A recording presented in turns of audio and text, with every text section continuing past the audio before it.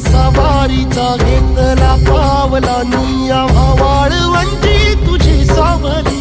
गळा भेट घेण्या भीमेची निघाली तुझ्या नाम घोषात इंद्रायणी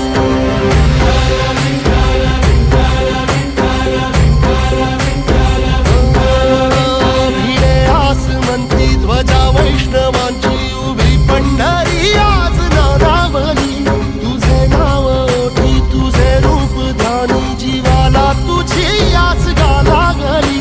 जरी बाप साऱ्या जगाचा परी तू आम्हाले करांची विठू माऊली